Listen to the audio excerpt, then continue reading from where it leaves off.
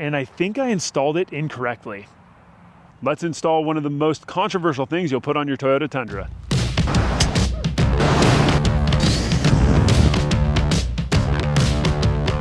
Oh man, that sounds so good. Hey, how's it going guys? Today we're gonna be installing a cold air intake from Sixth Element Engineering. I'm super pumped. I reached out to them to see if I could get one of these so that I could test it out for you guys. See if I can get an increase in power, see if I can get an increase in sound.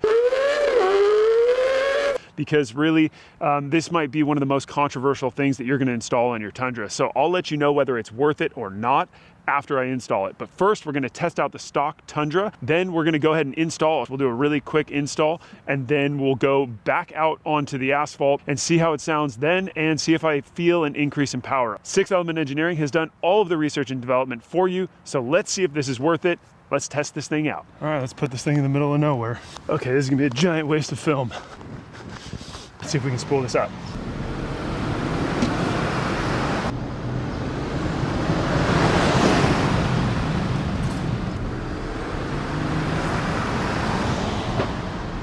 See if I can get closer to the camera. Spool it right about 30 miles an hour.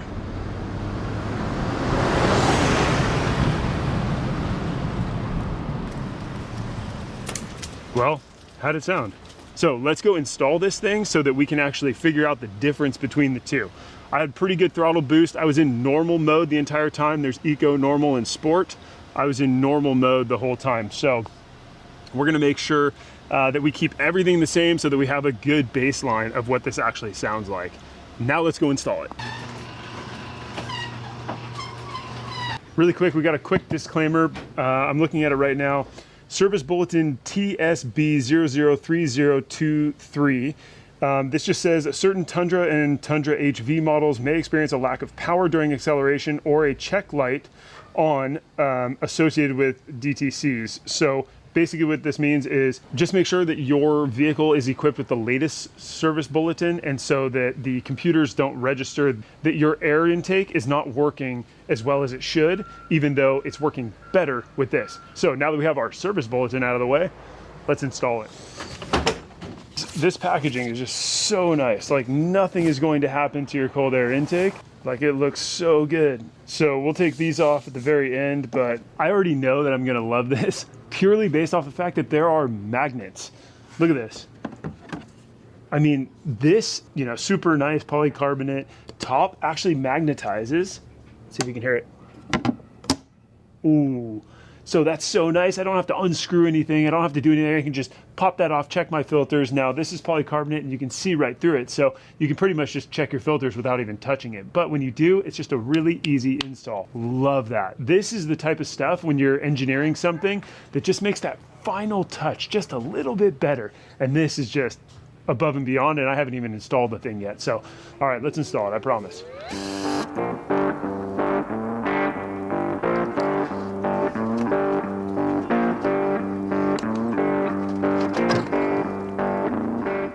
If you guys are wondering what this cord is right here, or wire is, this is if you have the Heritage grill. This is basically your DRLs or like those Raptor lights. So this is where that's coming in. I kind of wish they would have drilled this hole over here and then routed it to the fuse that's over here instead of putting it in the way of everything. But how often are you gonna take your cold air intake off? Probably never, so it's all good.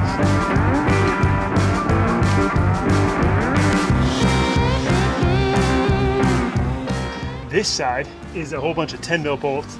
That side is a lot of 8 mil bolts, but for the most part, it's the same. I would say that the other side, or the driver's side, is probably the harder one to actually take off and put on, just because you have an AC hose in the way, your like conduction lines for your AC hose. Those are on the other side, not on this side, and there's a lot more room to work over here. So, okay, the smaller tube, like you see here, this guy goes directly to your turbo inlet. Make sure it's nice and snug on there. And then these little hose clamps, just make sure that they are available for you to take off later, just in case you have to. Man, this side's way easier. Okay, here's the other side. All you gotta do is install this, reinstall the hose. You just gotta put the 10 mil bolt back in. That's gonna hold it in place.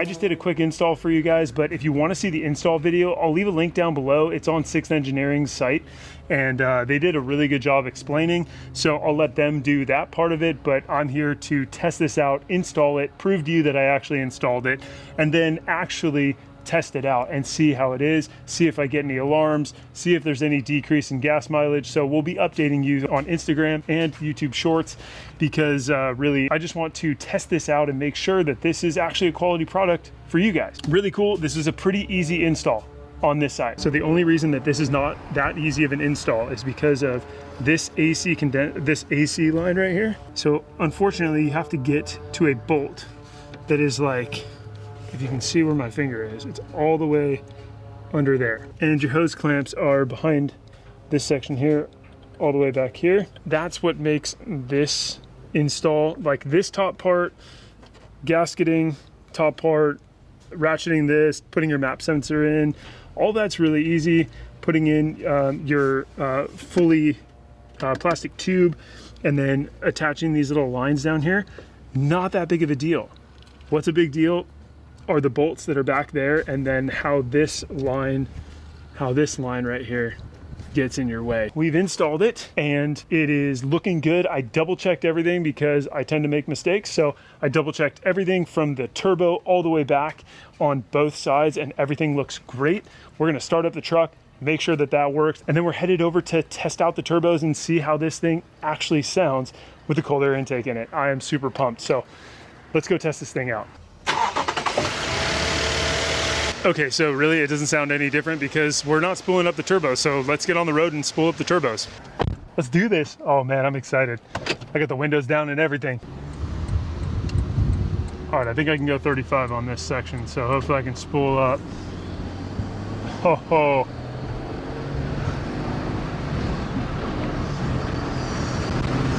Oh, that turbo sounds hungry. I really do feel like the turbos are more efficient in like gaining boost. And so it seems like I'm getting a little bit more on the back end on the boost area of like right around 3,000 RPMs, anywhere between 2,000 and 3,000 RPMs. This is just like, it's crazy how smooth it feels. Go a little bit more.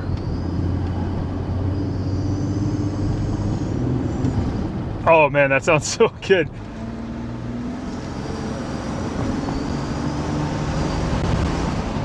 Man, it definitely sounds better, that's for sure, than like your stock air intakes. And so I'm just really excited to see how efficient the fuel is and how much more power I can get. If I can get more power and lose a little bit of efficiency, I'm pretty much okay with that. So I've had this cold air intake on here for 2 weeks. Let's test this thing out so that you guys can hear what I've been hearing for the last 2 weeks.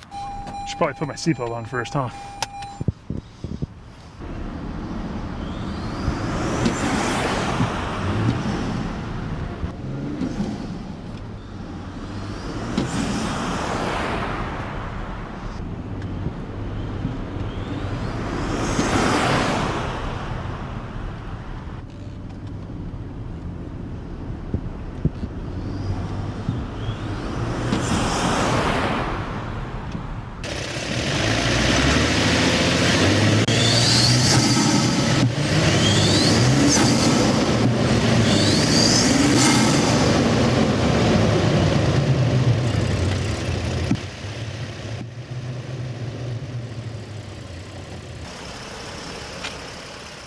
After 2 weeks of testing this thing, I can tell you, it's worth it. Okay, we're back. This is 2 weeks later. And I just wanted to make sure that I actually tested this thing out so that you guys didn't get some just one-off review and there was no actual testing done. So I've been driving this now for 2 weeks and I absolutely love it. I love the sound that it's giving me. It's definitely increased the amount of volume that comes out of the turbos. Overall, I am really impressed with 6 Element Engineering's cold air intake. It has really transformed the truck into something a little bit more aggressive. Now, there is a little bit of that JDM blow-off valve vibe, but honestly, it sounds really good. I'm really impressed with 6 Element Engineering's just engineering in general. Like even the turbo intakes, the actual hoses are made of plastic and not like hard plastic and not like rubber, and just like the magnetics, all the super nice fancy stuff that comes along with the cold air intake. They didn't just throw a plastic box in there and tell you it's a cold air intake. They really put the time and engineering and research and development to make this thing really nice. 6-Element Engineering claims that they get 12 to 17% more airflow, which I actually think is true. You can hear it, like it sounds hungry. Oh, that turbo sounds hungry. And you can hear it sucking in all of the air that it was missing with the stock intakes. 6-Element also claims that they have 14 horsepower and 14 pound-feet of torque. Honestly, I think that to be true because I'm starting to see a lot more wheel spin when I just punch it a little bit. And honestly, it is really nice to have a little bit more horsepower and torque towards the wheels, because if I go with larger tires, I know that I'll have the horsepower to kind of keep up with it. Lastly, I cannot verify any of these numbers. I will send you straight to the link down below, which is 6-Element Engineering's. They've done all of the research and development for you guys. So honestly, take it for what it's worth. The drive experience is so much better, and it is such a better experience. I love listening to the induction noise. I know I'm a little bit addicted now after 2 weeks. I'll like even go up a hill and I'll kind of punch it and play with it just to keep that induction noise going versus you know, going through the entire shift cycle. So if you want to check out 6-Element Engineering, I'll leave a link down below. You can check that out for yourself, but honestly, it is so nice and it is well worth it just for the driving experience alone. But not only that, it sounds awesome. You're getting more horsepower, and I think I installed it incorrectly. I'm getting better gas mileage now that I've actually installed the cold air intake. I was getting about 17.2 right before I installed the intake, and then after I installed the intake, I'm getting 18.1 miles per gallon. So for whatever that's worth, I'm riding on 20s, which may help a little bit, but it's the same wheel and tire setup. The only thing I changed was the cold air intake. That's it. It's wild. So if you guys like this video, give it a thumbs up. If you haven't subscribed yet, consider doing so. We would love to have you on board, and we'll see you guys on the next one. See ya.